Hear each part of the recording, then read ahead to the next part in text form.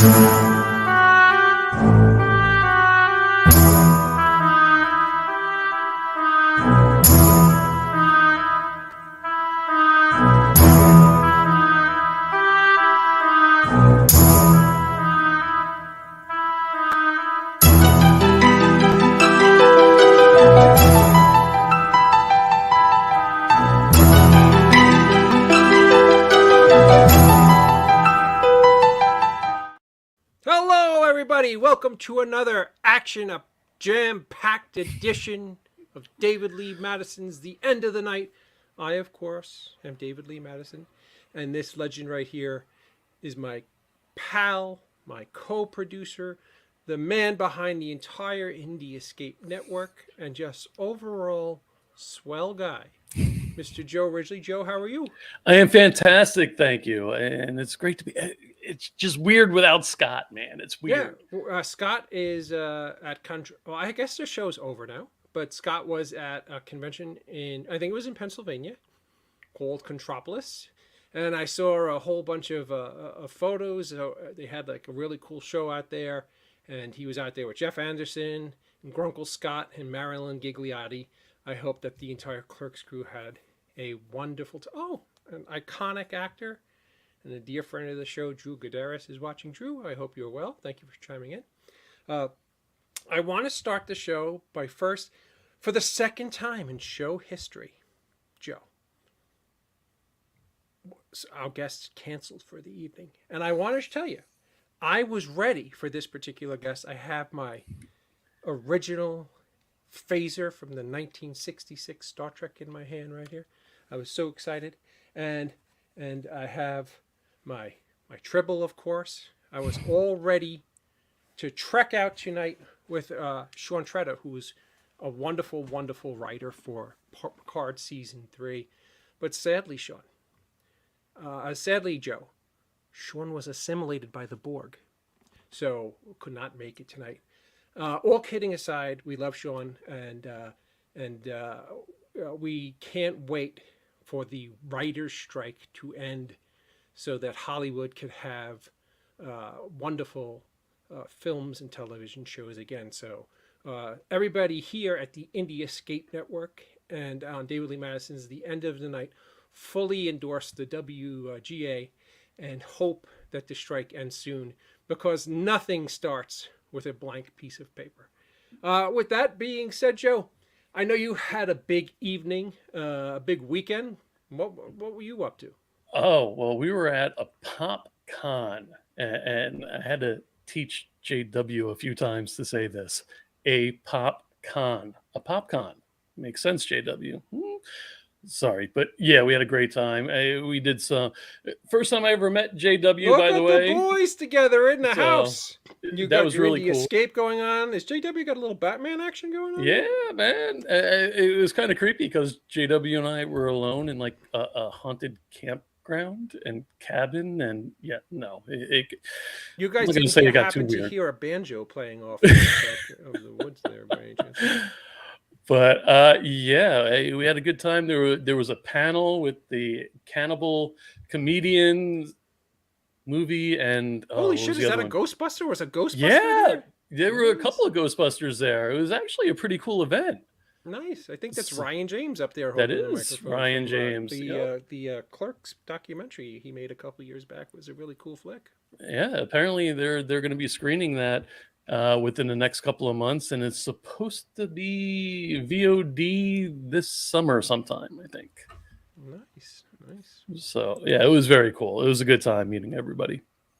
So what else you got cooking? Anything going on the Indie Escape Network that we need to There know about? there's some very exciting things coming up on the Indie Escape Network, but I just need like another week or so just to make sure all the puzzle pieces are in place and everything's secured. Exciting news though. Oh, that's cool. That's cool. So what about Uh, you? What's going on with our werewolf movie that you got? my werewolf movie is don't even worry about it. It's just a werewolf movie. Whenever the hell it comes out, it comes out. Okay. It's That sucks, but it's a wonderful werewolf movie. I'm But sure it sadly, is. I'm not actually fully in control of when it gets released. Sadly, It's so already in the distributor's hands and it's up to them. it's up to forces other than myself for the film to be seen by the public, and Okay. I'm very very proud of it. Very very Scott Schiaffo, I tell you, our brother in arms here on the Indie Escape Network and on the End of the Night, really turned in an amazing performance. It was also Libby McDermott, a dear friend of our show and maker of great films, was in it and did an unbelievable a performance that actually I saw rattled the me. post she made recently, and I think her eyes were like welled up, and Oh yeah, she's in that particular scene. She's witnessing something quite horrific, and uh, she had to go to a really dark place to get that emotion. And not every actress can really pull that off as convincingly as she did. And she did just an outstanding job. Legendary Jim Crut was in the movie. Uh, our dear friend and Kara Strode from the original Halloween series, Marianne Hagen, plays my wife. There's a couple other really fantastic surprises, and the only thing I could promise is that by this Halloween, you will have the full moon fever yourself because it's on its way. It's on its way. sweet. I'm looking a little red tonight. I think I was out in the sun too much. I'm looking a little red just because everything I have is red. Oh, there you go. It's like the blood red feeling of this show. So tell us a little bit about that one. Did you got the name right this week? No, I don't. They're confusing me now because it was Hearts of the Mystic Folk, but now they kind of are set up in a retail store, and I don't know what's going on anymore. Oh, they're not doing online stuff anymore? Well, I don't know yet. So that's the Oh. exciting part, though. They're at a tourist attraction right now here in Port St. Lucie, and they've sold out 3 weeks in a row. So Now, is there like a name of a place that people who are watching in that area could go check them out? Like, is there? You just don't know it. You're fired, Joe. I'm a horrible husband and father. There's so much going on. Hey, I still work a full-time job, do this and the family thing, and I just got a new grand peanut, by the way. Oh, congratulations! I think I saw the Facebook post. Yeah, you I sent did. you. I sent So, you. guys, we have Corey Ridgely that came into the world April 25th, I believe. And if I get that date wrong, I'm really gonna So get let a me ask lash. you, who in the world came up with the name Corey? My son, and when I asked, he's like, because I liked it. Okay, it's not like a Corey Haim Feldman kind of thing. No, no, no. When they had their first child, who was their daughter Olivia, he thought it was going to be a boy, and he was gonna name him Jackson, Mm. aka Jax, from the Sons of Anarchy. That's when the Oh, name was sweet. popular. So and I was just like, you don't want to do that, man. Don't do it. You know how many kids are going to be named Jackson or Jax that freaking in school at that time? Whatever. I have no idea what you're talking about. What's the name of the show? Sons of Anarchy. It was a motorcycle show. So, It was real. It was right over. popular. It was on FX, I think. There you go. Dude, I am so out of touch with. I asked my niece, what the fuck named your kid Dustin Elm? Ooh, Dustin Elm. I kind of like it. It's kind of got like a cowboy thing going on. Well, because we don't have our guest tonight, we were able to call in one of our dearest friends, somebody I know now for over a decade. Wow. And he's been killing it on Generation Movie. Oh no, he's one of the smartest movie guys I've ever met, and that kills me to say because I have an ego the size of Cleveland. But he is actually one of the smartest cats I ever met, and he's stepping in like Rusty Staub. He's pinch hitting tonight. He's gonna help us navigate this train wreck. I'm gonna nod my head and pretend I know who that is. Yes. You don't know who Rusty Staub is? Why would I know that? He was the greatest pinch hitter in baseball history. Uh-huh. Who's the left wing for the Rangers? Mario Lemieux.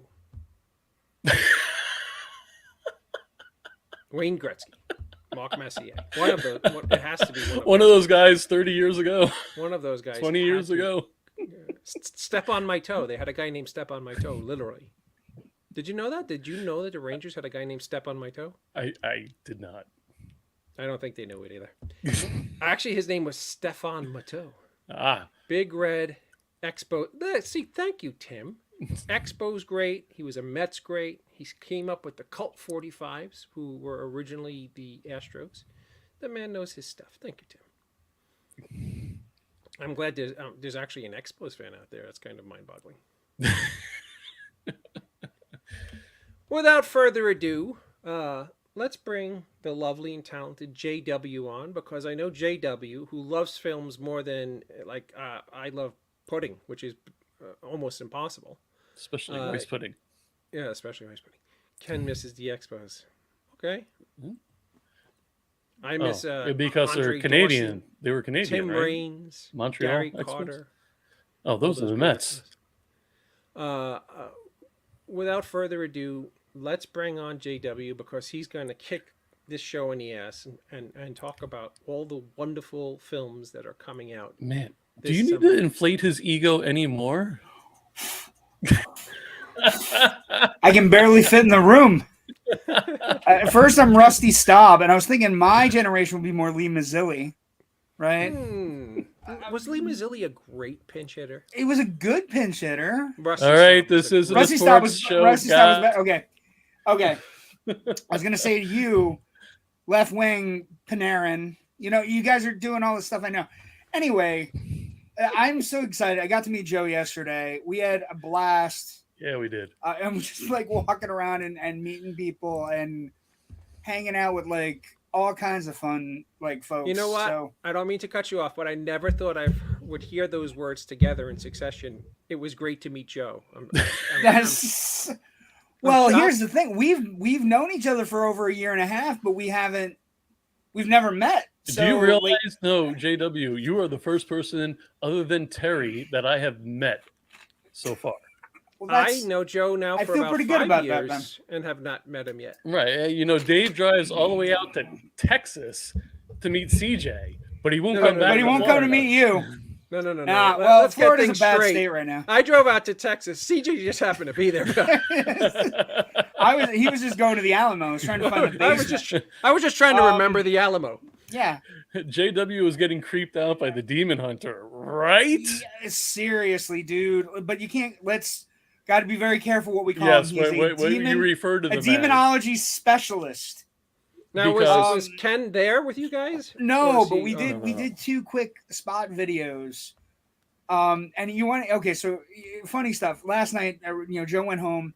I went home. Joe sends me a message. Hey, look at the videos. And we did 2 videos with really cool people. Interviews. We did cool interviews with Mark and his wife, Carrie. And then Bill Slevin, who is a demonology specialist. Well, no, he has a Travel Channel movie and he has all kinds. He has a thing coming up called The Devil's Academy, which is it's already apparently it might already be out on Discovery. Yeah. But we met them and they were in a haunted cabin, and then we met them outside of the cabin and we did 2 interviews, different times. And Joe says, look at the interview times for both of the interviews. And I looked down and I swear to God, David, it's the weirdest thing. Both were 9:29. It was weird. Yeah, it was. And it was just damn really demons at play again, I tell you. What was it was interesting though. Like he is part of he's a part of the Warren the Warren the God the Warrens. The Warrens, yes. He's part of the Warren Foundation, and he's got his own. He does his own paranormal investigations. Well, David may not be familiar with the Warrens or the Warren Foundation. Well, no, The Conjuring, any of the Conjuring movies right now. Yeah. They were the Warrens. They were the Warrens, and so she has like a giant federation that she's set up around the country to help people out, and he's part of this. Now that was the movie with the woman from Bates Motel, right? Yes. Right. Yeah, that's exactly right. And he was just really interesting to talk to, and he had all kinds of cool stuff going on. Mark does Erie, Florida, and he has a book called Erie, Florida. He has 3 bestsellers, and they're all about the haunted places of Florida and monsters. That's true. Yes, they did. Yes. He said the Warrens did the Amity House. I actually broke into the Amity House on October 30th, 1988 with my... No, wait a minute. Was it a case of Schlitz? No. What were you doing? I think it was Schlitz Ice. Meisterbrow. I'm going to be honest with you. The idea of doing anything after talking to the guy yesterday, nope. Yeah, well, let Dave finish. We broke it. We lived in Middle Village, Queens, and my friend Tom Morales, and I, my dearest friend growing up, we drove out to exit 52 on the LIE. I think it's called Route 110 to Amityville, Long Island. And we went to, it's not Arthur Avenue. I forget, something like that. And the house was always in between owners because there was so much shit going on. People would just bother people who lived there. But we knew at this time that it was because there was not help wanted. There was for sale ads. There were for sale ads for the house at the time. So we drive down there on October 30th on Goosey Night with, I think it was Schlitz Ice and Meisterbrow by like the gallons, and a boombox. And we break in. They had these little, those little tiny windows that like cellars have. Yes. They're just like big enough to slide your body through. They had those type of windows in the house. And at about 10:30 at night on Goosey Night, my pal and I broke in. We drank heavily in the basement. We didn't have the balls to go upstairs. And we listened to Huey Lewis on the news and the Traveling Wilburys. And absolutely nothing happened unless like we might have been raped by demons, but we were too drunk to know. And at about 2:00 in the morning, we're like, this shit's kind of boring. So we get up and we crawl out of the window, and about a block away from, Ocean Avenue. That's what it was called, Ocean Avenue. There was a very, very small little hole-in-the-wall bar. And they had a live performance of, I guess, what was a local band. But me and my friend were convinced it was Jim fucking Morrison. Because who was dead? It's funny. Your mind wants to create scenarios to make something that probably isn't all that interesting much more interesting. But, I desperately need conspiracy theories to be true. No, right.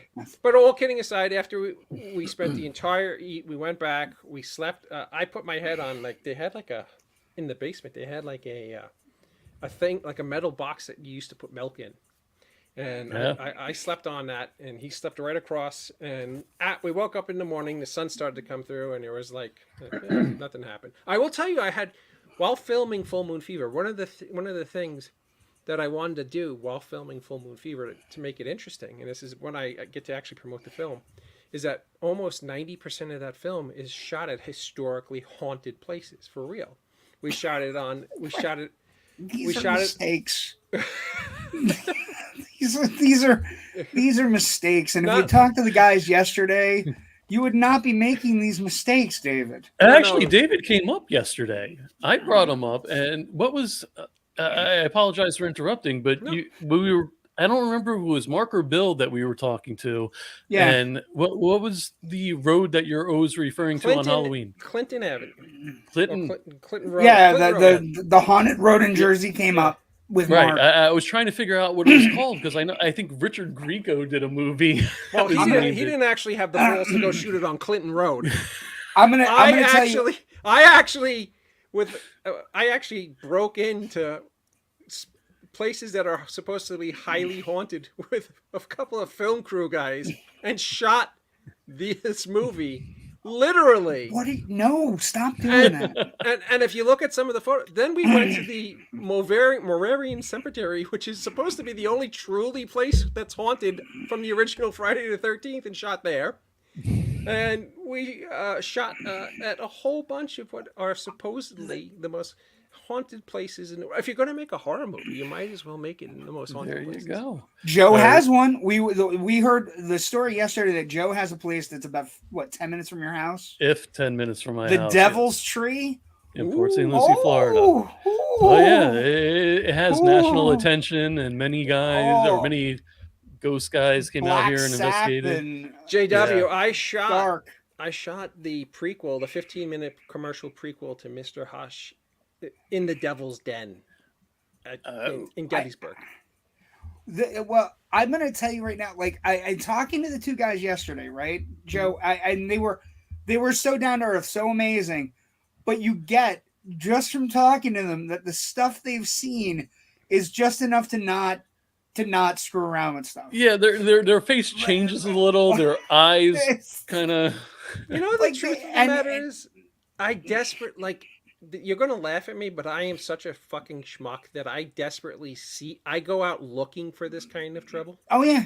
Hi Wendy. Yeah, let me hit a couple of comments. Ken saying, I wanted to buy the Amityville house years ago. Oh, it's up for sale. No. These are bad ideas. She was a tour guide for Raleigh Downtown Ghost Tours. That's amazing. That's great. You guys are lucky here in Montreal, no real haunted places that you know. Yeah, where the Canadians play, Ken. That's really haunted. That's super North haunted. Carolina Capitol building is the most haunted state building in the country. Ooh, nice. Wow. Yeah, the South. What we found out yesterday, Joe and I were talking. The South is just a terrible, terrible place for history. So Port St. Lucie made the top 5 in the most haunted places in Florida. And these are places that are not happy places. Like the one was a kid's. There was a horrible story, David, about a children's hospital at some point that was basically state run, and basically at one point they found several corpses, and then they found more, and then more and more and more, and like it just kept adding to the body count. Mm. And it's just the kids that got lost through the crack of time, and they tried to close this. What was that? 110 years, Joe? 110 years they tried to close this facility down in Florida, and every time they tried to close it, it failed. And then 40 years it would reset, and kids just live horrible lives in it, and it's just a terrible place. You know, it's so funny. There's this prison in Jim Thorpe. I'm not really familiar if it goes all the way back to like Civil War times or something, but I was hanging out with Gene Snitsky, and we were in this prison, and they were doing a tour, and there was like me and Gene and maybe like 5 other people, and they took us into this prison cell, and on the prison wall is like a handprint that one of the prisoners put there like 200 years ago, and the woman's there like, supposedly if you were to place your hand directly over this handprint, you will have hideous nightmares and meet an untimely demise. And before she was done with her sentence, everybody gasped because some moron was up there with his hand completely drenched in the little hand hole.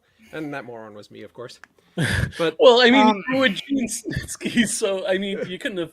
You could have taken a chance there. Right. Gene didn't put his hand in there. Well, no, because Gene's smart. From Port St. Lucie, you need to see that tree you're talking about, right? That's my cousin, it's funny, way, Michael. Joe. It's funny. One of the things that they were talking about with the tree is that it's in a state park. And all the paths in the park lead away from the tree. They do. My dog, we took our dog out there, and our dog went ballistic by that tree. And I mean, obviously the dog doesn't know. But it was a lot of talk of bad juju. Did you ever places. think he just had to take a wicked dog whiz, and that tree just looked really I mean, if she did, she wasn't going to raise her legs, so it doesn't matter. Well, it wouldn't have mattered with the tree because the tree has been it got cemented. They tried to cut it down with chainsaws. The chainsaws broke. But did you ever think, and I'm being deadly honest about this, do you think that you have to have a certain amount of susceptibility or openness for these places to actually like work on you to skip. Yeah, Because I think I go to these things, JW, begging for I sleep in the think devil's den. That's actually interesting though, because Mark was there, and Mark said his wife doesn't see this doesn't stuff. feel anything. She When doesn't she's- feel anything. And actually, she has to, like they were talking about different haunts they've been on, she has to leave the room for anything to happen. Because, like, the okay. ghosts don't like her. Doesn't that kind of make you like a little? Well, no, because they were in the one place was like at a midnight thing where they basically were in a haunted house that was part of a haunted house on Halloween. Floor. Yeah.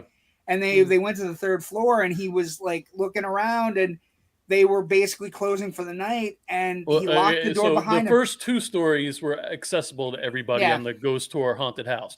Third floor was not. Only special reservations. Right. And Mark was one of the people that could get in. They had access to the third floor. And he clocked the door behind him, and they basically, as they locked the door behind him, he walked away, and the door opened and closed. And he's like, I definitely closed behind me. That's never happened to anybody in a house before. Well, they had it at 4 different camera angles. It's like funny. Zach Baggins, you know? It's funny because my these daughter. guys were super real. My daughter's crazy like me and will do any of this crazy shit with me. Right. But my wife is just like, see you clowns later. I'm getting the hell out of Dodge. I like your wife. I got to hit a couple of comments. Mark, what is the park? I'm drawing a blank. I'm gonna have to look. If you look up Devil's Tree, it was Florida, right there. I mean, it's gonna be. And wait till you see the tree. Wait till you see the tree. The picture of the tree. I showed you. It's actually now Ron DeSantis' office.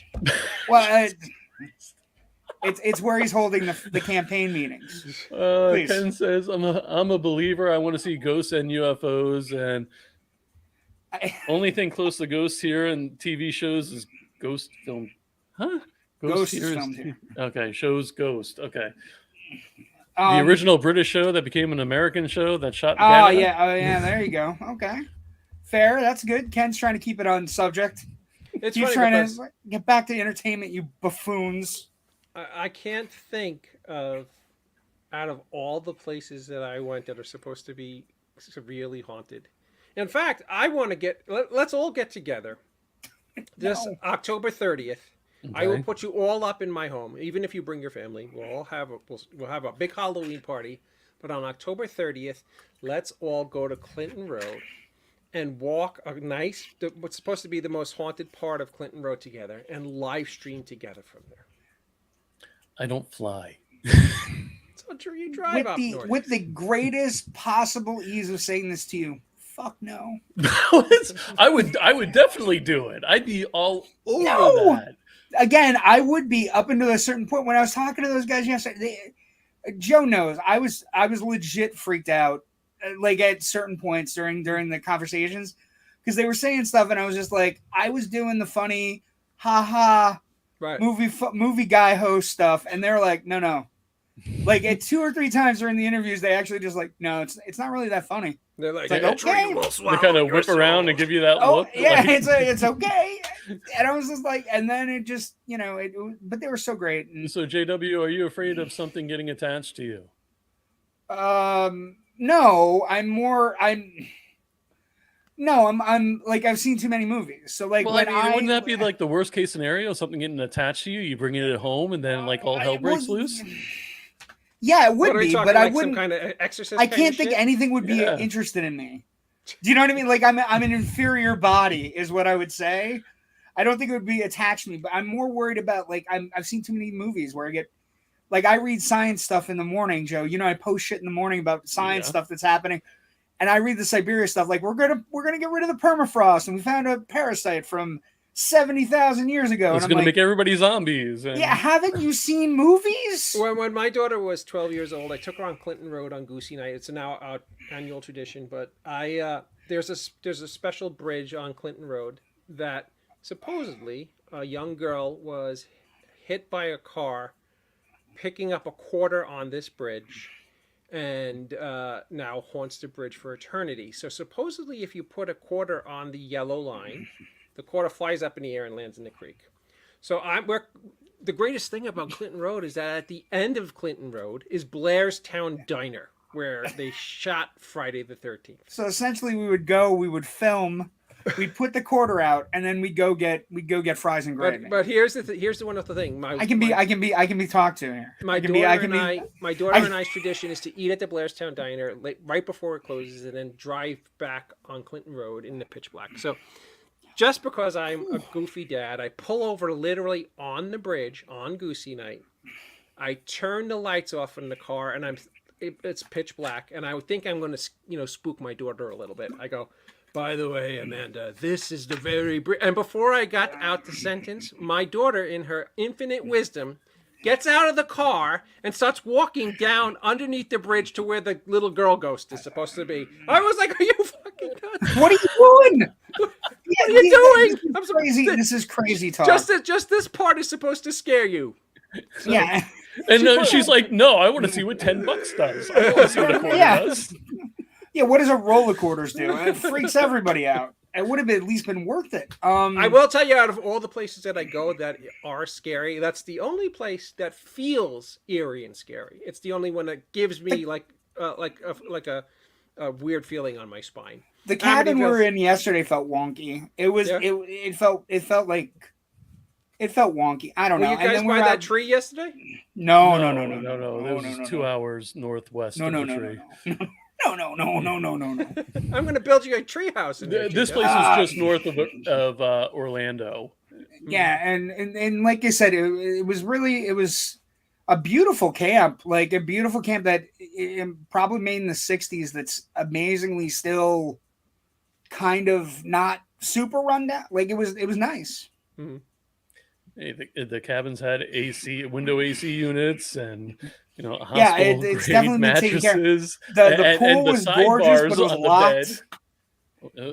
was locked. The bars on the bed, that's what got me, and the incontinent proof mattresses. And well, because they're kids, Joe. Come on. So JW, we went way off the rails. Yeah, that's okay. It's okay. Damn it, JW. It's okay. It's okay. I part of it was like it was a really good day with Joe. We had a great time. All the cats from Cannibal Comedian and Area 5150 and Big Top Terror, Big Top Evil, and Area they actually 50. Is that like Van Halen's roadies? I was trying to figure if it was like a proof kind of thing. Oh, you ate one too? Yeah. For unlawful carnal knowledge. Exactly. There you go, Van Halen, baby. But also, they were very nice. They're very cool cats. They showed 15 minutes of the Cannibal Comedian movie at the end of the night. That was right before Joe and I left. We didn't stay for Big Top Evil. Dave, I was wearing shorts. I looked like I was wearing pants with the mosquitoes that were attached to my legs. Were they biting you guys? Or oh my God. By the end of the night, yeah. By the end of the night, it was bad. And if you're a big guy in hot weather, I just feel like I looked over and Joe was every 2 seconds is going like this. The kid I was with, Chris, super good friend, he was he went to the car. He's like, I'm out. I said, screw this. It's not worth all my blood, man. It sounds like something a bug zapper would have probably. A bug zapper in sight. There was not a bug zapper in sight. They said they sprayed prior, but they said they sprayed prior, but it was bug zappers actually work. Oh yeah, yeah. Really amazing what electricity and I've got one on the corner of a lot of volts can do to little bodies. The point of the one I have is to keep them over by the light in the corner of my property and not by near your property. Yeah. But there was no getting around it. No, there wasn't. It was ridiculous. Even the celebs were like, dude. Yeah, they came with off though. They were I think that was part of their I gift always baskets. get bitten by mosquitoes. My doctor had told me it's because I probably taste sweet. I told him to stop tasting me. Lucky mosquitoes. Fair. Right? Fair. Lucky doctor. And this is why she hosts the sticky microphone. There you go. Lucky doctor, not lucky mosquitoes, lucky doctor. Well, they're the ones biting her. No, he said the doctor's tasting her. Yeah. Oh. Sorry. Well, that's what he was implying. Oh boy. Okay. We've gone off the rails. I brought the great thing is that she never gets medical bills. Okay. With that being said, JW. It's my favorite time of year, David. Lay a big summer blockbuster that you're excited about on me. No, wait a minute. Before you do that, I got a question, man. All the summer Sure. blockbusters already came out. I don't know what the hell you're talking about. What summer blockbusters? All the blockbusters already came out. Dungeons and Dragons, the Pope movie, the Dungeons and Dragons didn't do well. Mario Unfortunately, Brothers. I don't know that we're going to get a sequel. Mario Brothers doing $1 billion is one of the shockers of the year. Like, I mean, what's going to be bigger than the movies that already had come out until now? Well, that's what this is for, Joe. Well, that's what I'm asking. I'm gonna go in a more excitable way than David was. Yeah, no, I'm gonna go from 10 to 1. You know what? Really, you know why I'm not for. excited? Before I did a little research on this before we started, and I looked at the top 10 grossing movies of 2023 so far. So far, okay. Yeah, and sadly, 9 of the 10 are sequels? either reboots or sequels. And number 10 is a doozy, an all-time masterpiece called Cocaine Bear. And I figured that it's a fantastic movie, Dave. Yeah. It's such a good movie, man. No, I seen it. It's well done. But what I would say is, I think the interesting thing is the early part of this year gives movie theaters hope. Mm. And with the summer that we have coming up, there is a good mix of wonky stuff, like stuff that you don't know if it's going to hit or not, mixed with kind of movies that are guaranteed to hit, although we don't know how big they're going to hit. You know what I mean? So I'm curious. Did anybody expect Evil Dead to cross 100 million? Did it? Well, Evil Dead wasn't even supposed to be released. Evil Dead Rise was originally supposed to be HBO Max. It wasn't even supposed to be released, Joe. Wow. You know what I mean? And they released it. It's grossed $50 million here, $50 million abroad. So it's one of the first movies in the Evil Dead franchise to go over $100 million worldwide. And that with everything they've done in that franchise, I can't imagine a point where we don't get another Bruce Campbell one. He's staying back and producing and helping out Raimi produce right now, but I can't imagine with the way this movie's set up, not going back to that well. The great part is at least one more time. The great part is he could play the Evil Dead without makeup now. Well, and that's part of one of the things we learned last year at the movies was we're really in the midst of a nostalgia buzz, right? Mm-hmm. Maverick grossing $1.5 billion, a movie 36 years old. But is it really a nostalgia buzz, JW, or is it a lack of new ideas? Well, but the movies have to be good. Like it, you can understand. We as fans of loving this original material, yes, go into these movies with a bias that gives them a lot more leeway from being actual good films. Sure, but the bias only lasts so far, right? Mm-hmm. The bias only lasts. You can make a nostalgia bomb and try to do really well, mm-hmm. and it'll do well opening weekend. But if it's not a good movie, they fall off real quick. Right. And so I think that's one of the things that moviegoers have going for them. Maverick is a weird case because that was there was nothing else out when Maverick was out. It was still kind of in the virus period. But it dominated. Well, I mean, it was supposed to come out 3 years ago, right? Mean, and the thing is, he held it off and he forced. But these are the movies that I think people will be talking about, and there are some original things. Mm-hmm. Now they do have IP, of course, attached, but there are a lot of sequels and stuff that we're going to talk about. Did you see the new Guardians of the Galaxy? I promise you, I will open up the floor to you and let you talk a gazillion words. I promise you. But tell me, what did you see the new Guardians of the Galaxy? I saw, of course. What'd you think? I think it's one of the best of the franchise, of that particular franchise. I think it's a little bit harder than most people were expecting because it's a fairly graphic PG-13 movie. Right. It has the first F-bomb in Marvel history. Is it a James Gunn movie? I don't know. It's James Gunn. And it's those characters are an interesting. I actually don't even consider them within the Marvel universe. I mean, they're in the Marvel universe, obviously, but there is an attraction between the fan base and the Guardians because movie fans feel that they found the Guardians, right? The Guardians were a comic book staple that nobody really paid attention to, and then they get a movie, and then they get a second movie, and fans fell in love with them, right? And the third movie is really good. I mean, they do a backstory of Groot, or not Groot, of Rocket. He's been created by he's like in love with a ferret or something. Well, he has friends. He has friends that are being tortured by the by a Marvel villain that is actually far more graphic than Thanos ever could imagine to be. He's torturing kids and animals of all cute persuasions. Was it Dr. Wily from Sonic? No. The high Jesus. The high I wasn't ready to talk about Guardians. No. You don't have to talk about it. But it's a good movie. It's well done, and it's the end of James Gunn at Marvel, because James Gunn is going to DC. It's also the end of this particular Guardians, because a lot of the contracts are up for the three of them, for the three major, and they're set for life. And they're set.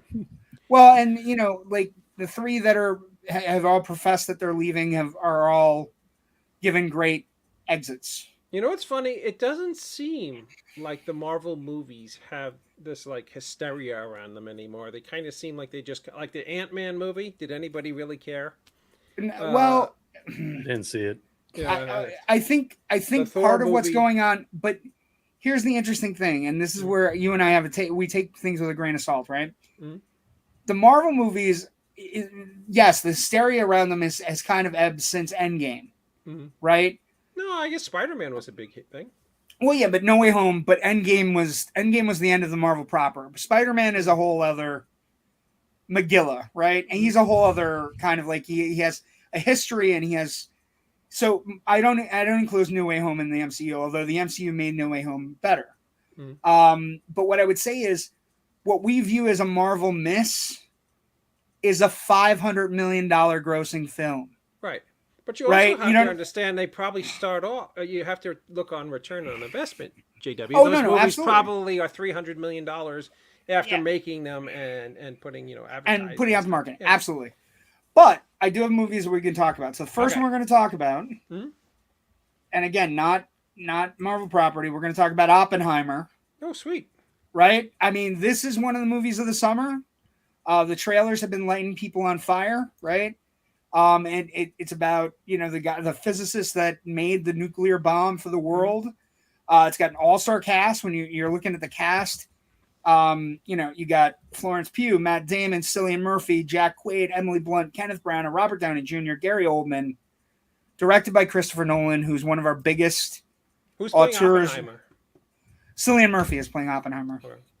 So basically, he played Scarecrow for 3 movies, and now he's moving up in the. Is he the dude from Yellowstone, or do I have the wrong? No, guy? Cillian Murphy is the actor from Red Eye. Oh, he was the Scarecrow in Dark Knight. I'm mixing him up with the dude who was in that. Who's the guy who can't get movies now because he was diddling little boys? Oh, that's not the Peaky Blinder guy, is it? It is the Peaky Blinder guy. Yeah, okay. I'm mixing him up with the guy who's on Yellowstone now, who worked in that movie with the leaf floating around in the beginning. But this is one of the movies of the summer. He's one of the few directors that actually requires an opening. He has people get excited about his movies. He puts them in. They're shot in IMAX. So we're and one of the things that's buzzing about this movie, it's 3 hours long. But one of the things that's buzzing is the natural special effects. There is very little computer imagery in the movie. Wow. From what everybody's talking about. And what they did was they were able to simulate a nuclear explosion with regular pyrotechnics. Practical effects. Wow. So it's got a lot of buzz. It's probably got a little bit of Oscar buzz because it's a biopic. It's serious. But his movies open in July, and they always do very well.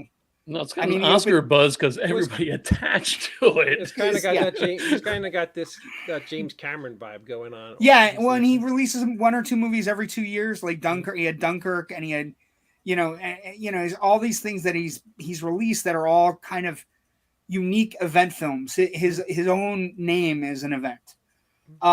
So let's try another one here. This one's okay. So not necessarily for us, but at the end of the summer, we're going to be talking about how big a hit Barbie is. She's a Barbie girl In a a Not in the Barbie movie. world. Not in the movie. They wouldn't sell the rights, so it's not going to be in the movie. What's that? They chick's name wouldn't again? sell the rights, They wouldn't sell the rights. or Mattel didn't come up with enough money. Maybe for the Mattel didn't come up rights. with enough money. But here's the thing: like, this movie has been buzzing around. It opens July 21st. It's Greta Gerwig, right? She is a very great young director, a young female director. She's married to Noah Baumbach, who's another great young director. And, you know, she made Lady Bird, she made Frances Ha, she made a couple of other movies.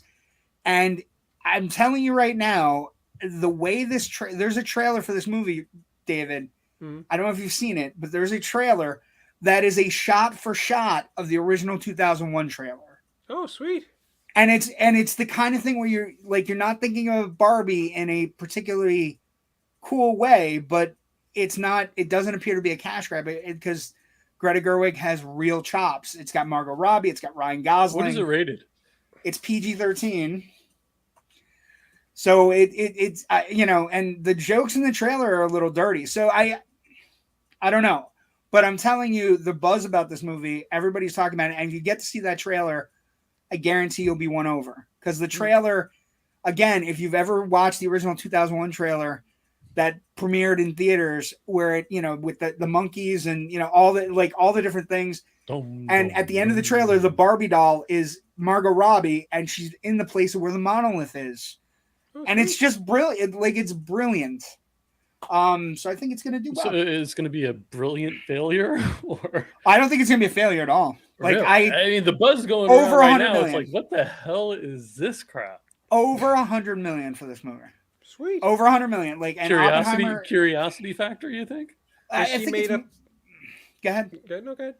I think so two things are going for it. One, really great cast, really good director, but also there is a basis for it. The Lego movie, nobody was thinking the Lego movie was going to be good, and then it came out, and guess what? It was good. People liked it. Wendy, you don't know what I did in my spare time as a kid. I agree with Wendy, and that's the thing. Like, when I said it, preface for it, not necessarily for us, but my wife has seen that trailer, and every time she sees that trailer, she's like, "I want to see that movie. I want to see." My neighbor Darren McArdle had a younger sister named Heather, and me and my friend Darren, for some bizarre reason, would always steal his sister's Barbie dolls, and we'd burn them at the stake in our backyard. Fair. And I think that explains a lot about. Oh, you're like that creepy kid on Toy Story. Yeah, you're that weird kid that kills everybody. Okay, at this point, I'm going to say have a hobby, Joe. The rest of the movies are, and we're going to get out of the way early. The rest of the movies are remakes, or reboots, and sequels. So, Yay! you can take your hats off right now. So I still want to ask ahead. JW about the Peter Pan reboot that was on Disney, but we'll discuss that. We'll discuss it in a moment. It's not great. It's pretty bad. Okay, so one of the movies that we're going to be talking about, there's a new Transformers coming out. You know, you put that up, and I was like, I didn't know there was a new King Kong coming out. Well, that's a beast. That's the Rise of the Beast. Okay, And I'm thinking that King Kong got his Iron Man armor. Or something. this movie's going to do great, but what I will tell you, one of the most interesting things about this movie is Paramount's releasing this movie in about a month. In Hollywood, it is a not dirty secret that there have been 12 editing teams, David, trying to make this movie work. Well, they've brought 12 different teams in. Lucky number 13 will do it for them. Maybe, sure. but that's it's a name property. It's a name brand. You can talk to certain people who are excited. It still has Peter Cullen playing Optimus Prime. It still has Bumblebee, who people love. So it's going to do well, but I don't know that it's. So it's the end of the series? No, actually, the funny thing here is it's a prequel. Like, nobody knows that either. Beast Wars is a prequel? It's a prequel. It takes place before, like, if you're doing if you're doing like the timeline of the franchise, Shia LaBeouf's character from the original movie would be 6 years old when this movie takes place. So you're doing a Star Wars thing. Yeah, they're trying. Well, got to go back because you can't go forward with that franchise because they killed all their characters off. Hey, JW, while you're on, because we talked about it briefly I'll let you get back to your topic. Oh, yeah, no. It's just I'm old and senile, and when something pops in my head, You're not. I Yeah, he wanted is. to ask you. I wanted to ask you. We spoke right when you were on the show, right when the last Shazam movie came out, and as Yeah. you recall, I said, "Wow, this was a fun summer blockbuster, hoot like a good time, silly popcorn, great movie." Why the hell did something that good suck it? Suck ass at Making the box money. office so bad? Yeah. So a couple things. This is like the Dungeons and Dragons movie. Okay, so when people say the Dungeons and Dragons movie failed, it's timing. Hmm. Shazam came out right at a time when we had a bunch of movies that were lined up doing well at the box office, and Shazam and its priority on that seating arrangement didn't go well. Because at the time when Shazam was coming out, you had John Wick, you had Scream, you had Super Mario Brothers was getting ready to open. You also had Dungeons and Dragons. You had all these different things that That were was out. better than all those movies. It's not better than Dungeons and Dragons. It's good. It's not better I than. blame the delay of Black Adam. Well, that's the other thing. That's the other thing, David. That you went in like I love the first Shazam, Mhm. and I went in loving. I do love the characters, and I thought the movie was fine for what it was. Mhm. But the big problem hanging over DC stuff right now is James Gunn is going from Marvel to DC. Yeah, but And- who thinks of that shit when they're going to go see a stupid They- Shazam people fighting do. a dragon movie? Well, but people do when you think about am I going to spend my money to go to the movies if this character isn't going to matter in a year and a half? If you're a People- fan, absolutely. But not in the way streaming is. Right. The other thing that Warner Brothers has done in the last year and a half is, David, when they release their movies, if They the go to movies HBO don't Max. if the movies don't hit, they immediately go to HBO Max. Right. So what happens is Shazam goes to theaters. It has a bunch of competition. It doesn't do as well. It has the sort of Damocles hanging over it with James Gunn taking control of DC, right? Mhm. And whether or not the characters are going to matter or whatever. And it's a great movie. You're right. It's a good movie. It's a fun movie.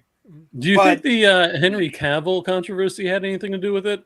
Yeah, that's part of the Gunn stuff. Like Cavill, if you're saying to a bunch of people that their movies that they've gone and seen, including Cavill chest down in the original Shazam, isn't going to be Superman anymore, isn't going to matter. And after Why they should I spend guaranteed the money? him that he was going to be back part of it, and he freaking Yes. tweeted it with their permission. Well, and then- Black Adam also has something to do with Shazam failing on a linear note, because as both of you may know, or people watching the show may know, Black Adam was one of the main villains for Shazam. He Right. wasn't an anti-hero. He wasn't a good guy. He was a bad guy that fought Shazam. And when Dwayne Johnson got his meat hooks into the role, Mhm. he wouldn't allow anything to do with Shazam. well, the you only know person- that he was claiming to rule the DCU. Well, yeah, he's gone now, and You know that's he's gone. I think Like- a bigger problem for the DCU is that they're literally putting all their eggs in a movie, the new Flash movie, with a headed by a guy who's like a crazed kind of child abducting madman. Very, very true. Yeah, who's been Very- arrested how many times in the past year? I am actually not seeing that movie because that guy's involved with it. So we can talk about it now then. So this is going to be one of the hits of the summer. But it's not going to be a hit because of him. And actually, it's the interesting thing about this movie doing well in the summer is that it's going to be in spite of him. It's going to do well, even though it has a crazed person in it. Exactly what Ken said too. Michael Keaton is Batman, and Michael Keaton is back. And I literally bought a Batman shirt. Yep. Do you think there's Batman- enough? You think there's going to be enough Michael Keaton's Batman to make? Yeah, I think Yeah. there's enough buzz around the movie. No, I Like- don't know how much he participated. I mean, is it There's enough he's- 89 Batman fan base that No, my point is he in the movie for Yes. an hour? No, he is. He in the movie for 10 minutes? Is he At a least, cameo? he's at least a large chunk of the film. And I will tell you that at a PopCon yesterday, one of the things that was being talked about by all the film Hollywood folks that were there, because there were California guys there yesterday, was that they were getting ready to go to Flash screenings, and Flash is the buzziest thing going this summer. No, I they hear. showed Flash at CinemaCon, and it blew the doors off the joint. I mean, I I saw went it to in- the Sorry. last Spider-Man flick, solely because I wanted to see Tobey Maguire again. But I felt kind of cheated because, like, what does Tobey have? Like 8 minutes of screen time in that movie? But it's a glorious 8 minutes. No, absolutely, I couldn't agree with you And more. and Andrew Garfield Andrew Garfield's one of my favorite Spider-Man, and he has a glorious moment. But the Flash is an interesting case. The Flash is another DC reset that has nothing to do with Gunn. And they've been fixing the ending and moving things around and moving pieces. But I will tell you that there are going to be cameos, major cameos. Yeah, but this was supposed to come out 5 years ago, as well as friggin' Black Adam was supposed to come out 5 years ago. So, and they keep friggin' cutting and chopping and adjusting. Well, DC didn't, like, one of the things that happened was DC didn't want to be Marvel, so they did everything successful. Yes. Yeah, right. Well, they did everything ass backwards. They did everything ass backwards. I'm a DC guy. I'm not a Marvel guy, but I'm a DC guy too. Friggin' just. I love Batman. I love Superman. I love superhero. All kidding aside, I love superhero movies, but like 50 of them a year is just. It's definitely oversaturated. I'm tapping out with the superhero movies. I'm a Christopher Reeve Superman guy. So my dad ran a theater in Monticello, and not Monticello. My dad ran a theater in Buffalo, New York, West Seneca Falls, New York. I knew the entire opening monologue of Superman the movie. I was 4 years old. The whole trial sequence. I did all the voices. I did all the different guilty. So I've been a Christopher Reeve Superman my entire life. Batman, though, you bring Michael Keaton out of retirement for 20 minutes, half hour, 45 minutes. I guess people forgot Batman 2. Batman Returns? Yeah. People love Batman Returns. Oh, dreadful. I love Batman Returns. Anyway, moving on. But that's going to be one of the hits. The other one of the hits, speaking of Spider-Man, Spider-Man Across the Spider-Verse. One of the best animated movies in the past 5 years. Ever. Okay, fair enough. That weird animation bugged it. I like the movie. Okay. No problem with the movie. Movie's really a good flick. But that weird kind of grainy animation literally made me want to wash my eyes with bleach. Really? Yeah. I thought it was like you're gonna have a real tough time. I don't get the point. What's the point of making it look like that? You're gonna see more movies like it because we have a Teenage Mutant Ninja Turtles movie that's coming out. That's kind of my honorable mention. That's very similar animation. So, but one of the things that happened with this movie, this movie, it kind of kick-started the No Way Home thing, right? Having multiple Spider-Man doing weird Spider-Man things, Spider-Pig and Noir Spider-Man, and like it allowed Sony to not kind of fuck up the rest of their stuff for 2 minutes. And then they immediately went did Morbius and Venom 2, which was just, they're bad movies. But this is going to be a big hit. Another big hit that's going to happen. I get. Was the original one in the movie theater, or was that? Yeah, the original one. It's interesting. It didn't gross as much as you think it did. But what are we talking about? The Spider-Verse movie? Into the Spider-Verse? I couldn't remember if it was in a movie theater. I saw it in the theater. Yeah, it was in the theaters, but it didn't do as well as you think it did. Like, immediately you think it's a hit. Didn't do super great, but once it got to video and streaming, it crushed.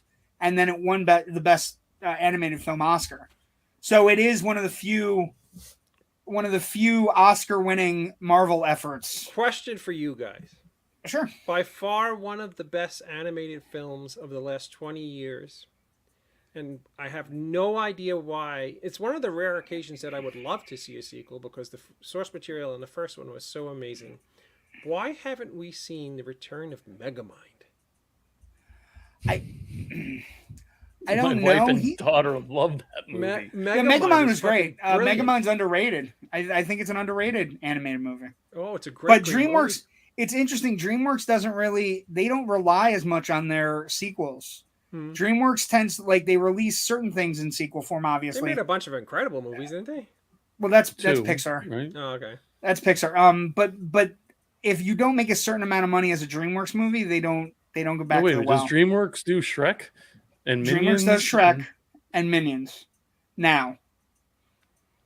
So Megamind was by far, as far as animated films. Oh, it was funny as hell. I can watch that movie, over and over and over again. I do like that movie a lot. But I don't know why they never made a sequel. They didn't even make a TV show. So, some of the movies get wonky TV sequels that are animated shows of Megamind and stuff. How about this? I don't know how you feel about Tom Cruise, but he's having a moment. Mission Impossible. Okay. What Broke his part is ankle. that? What is part 93? Part 7, Part but 97, it is, just so we're clear, it's Mission Impossible Dead Reckoning Part 1. Okay. So it's But is the part end of, 7 that correlates with his 70th birthday?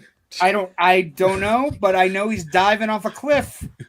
And Off a motorcycle or off a dirt motorcycle, bike. off a cliff. Yeah, and I know he broke his ankle in this movie. So apparently there'll be Mission Impossible Dead Reckoning Part 2. When and your then that bones will be, get brittle at a certain age. I'm just saying, one of the things that Tom Cruise proved last summer. Well, no, he does his own stunts, and he's Yeah, a badass. He is, but he's a Scientology crazy will badass. see you through the stuff. Xenu JW, saves the day, baby. Is there any big blockbuster horror flicks you have on your summer? I have no block, but there's one summer horror flick that's getting a lot of buzz, and it's called Talk to Me. Okay. It is one of those movies that's gonna. Well, there's two actually. I lied to you, David. No, It's called Talk to Me, and it's basically about a bunch of kids playing with a Ouija board kind of thing, or a hand, like like the monkey paw kind of thing. Oh, Ken's saying The Exorcist in October. Exorcist. Well, yeah, you got some things coming out in October. You got Salem's Lot, Waiting in the Full Moon Wings. Fever, maybe a little love, guys. Full Moon Fever, yes. In October. I told him yesterday. I want Full Moon. You know, I love werewolf Yeah, movies. but we're talking summer blockbuster. Hey Joe, do you want to draw? I could get in trouble for this, but do you want to throw the Full Moon Fever poster up real quick? Can you grab it, or is it too? Do Can I you get in have it? trouble? I want. Where is it? I sent it to you when we were talking one day, asking you what you thought of it when it was in its early stages of being created. Don't worry about it; it's no problem. No big deal. Oh my god, I feel bad. I haven't seen it, so I will look for it. Proceed. okay. Mission Impossible looks like it's going to do well. I'm going to shock you with the movie I think is going to be the number one movie, but Guardians is going to be third. Guardians is going to be in the third range as the highest blockbusters. My second blockbuster of the summer, the biggest thing it's the one movie I'm looking forward to more than anything. And I don't care if it's a sequel, and I don't care if he's 80 years old. I don't care. Mm-hmm. Just don't care. I don't care at all. I'm a Raiders of the Lost Ark fan. I've been a Raiders of the Lost Ark fan my entire life. My dad ran a theater. I got to watch it early. No, I'm super excited about it. I mean, and I think the movie looks good. And Mangold, the work he did on Logan, James Mangold, who's the director, taking over for Spielberg, the work he did on Logan, which is widely regarded as one of the greatest comic book films ever made. An aging, Hugh Jackman, aging, Full Moon Fever. Absolutely. Yeah, Talk to Me is an interesting horror film. It's basically it's a monkey paw kind of thing where they get to talk to dead people.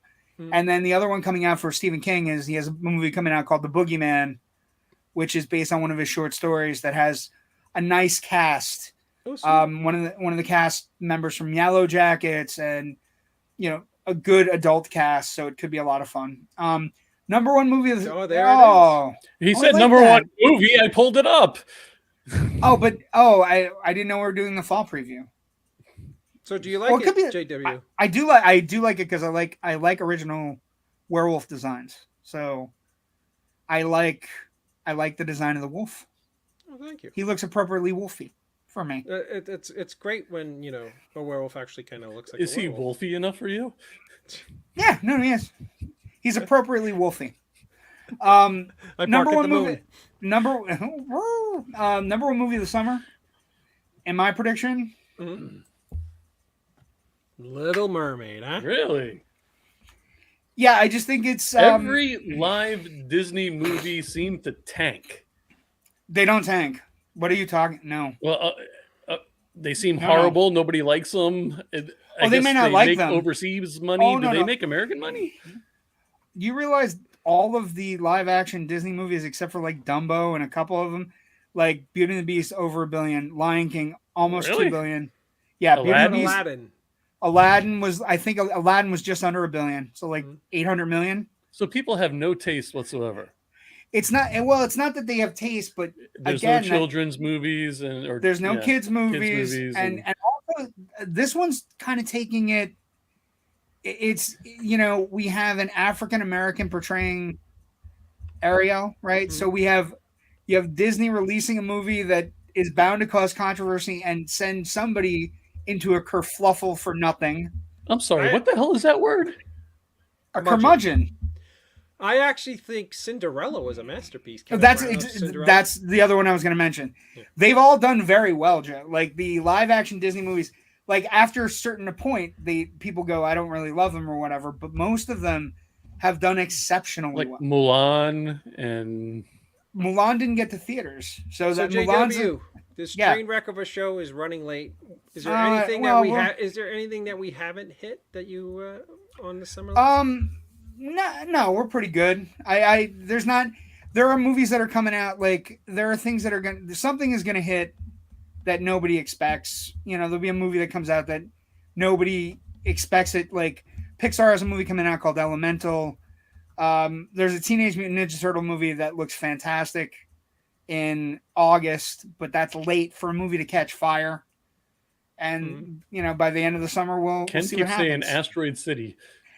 Asteroid City is an acquired taste. I Asteroid don't City. know what that is. It is a big. Well, it's a Wes Anderson film. So, Royal Tenenbaums. It's that kind of like Fantastic Mr. Fox. But the cast and Ken is right. The cast on Asteroid City. Let me read you the cast listing, Joe, and you tell me if maybe people might want to go. Let's see. Here we go. Tom Hanks, Scarlett Johansson, Jason Schwartzman. Let's see. Jeffrey Wright, Tilda Swinton, Bryan Cranston, Edward Norton, Adrian Brody, Liev Schreiber. Hope Sounds Davis. like a very expensive film. Well, it looks. I don't know what it is. There's a lot of secrets about it, but it's about a bunch of people who go to visit like an Area 51 type resort place, and they get stuck there when aliens actually come. So they're calling it like a Wes Anderson Mars Attacks movie. Like the idea that he has his quirky cast people with aliens. As long as stuff. it's not like Cowboys versus Aliens, we're good. Yeah, that was not a good movie at all. You know what movie? I don't even know if it's going to get a theatrical release. I don't know anything about it, but I saw the trailer today for the first time, and it's like the first movie I saw a trailer for in a long time. I'm like, super excited. You excited? To see. Okay. Well, what? Did you see? Do you know anything about Hypnotic? What? Ben Hypnotic Affleck with Ben Affleck, right? and William Fick. That I love that dude. William from Fickner, yeah. That guy who was from Drive Angry, who always plays like the devil or some kind of badass. Or he's the banker in The Dark Knight.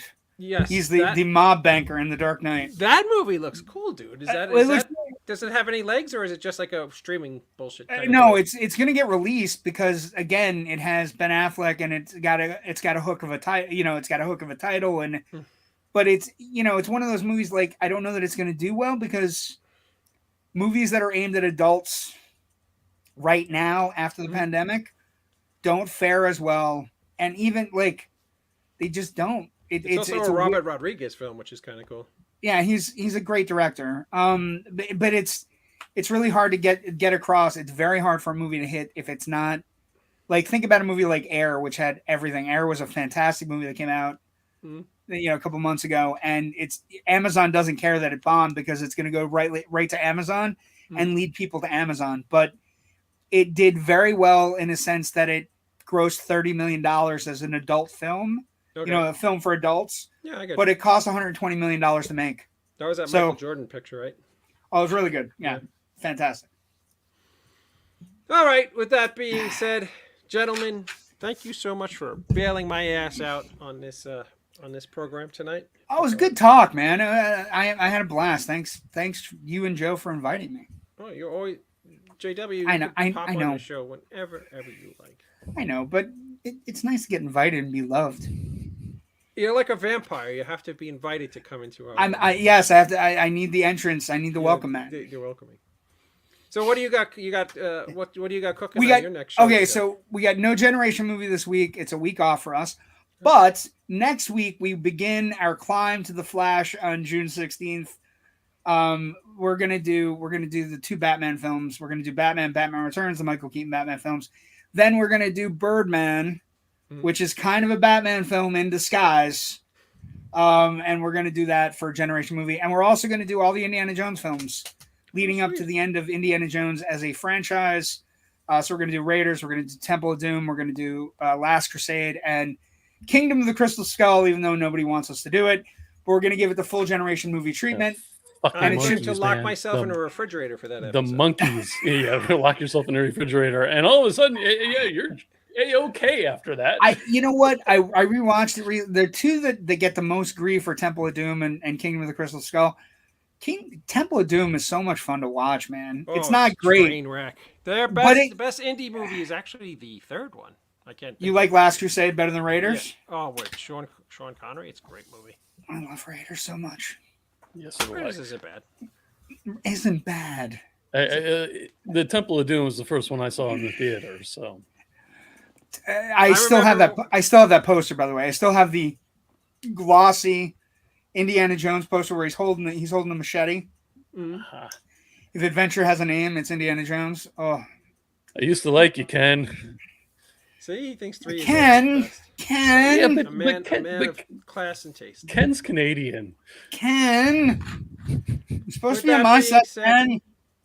Thank you, everybody, for joining us on this train wreck of a show. Again, thank you, JW and Joe, for always getting my back. Hopefully, we'll have Sean Treader on after the strike is done. Again, support the WGA. Nothing starts in TV and cinema without good words on the paper, unless it's a Dave Madison film. With that being said, everyone, enjoy your life. Enjoy your weekend. Well, the weekend is over already. Enjoy your week. And end the strike, man. Please end the strike. Yes. Fix Joe, things. Give the writers something. Give the writers what they need to live. Yes. Popcorn and soda. With that being said, I want to thank everybody again. Joe, Scott, and I will be back sometime shortly with some kind of stupid chicanery. With that being said, remember, no man is a failure who has friends. Good night, everybody. Bye. Thanks.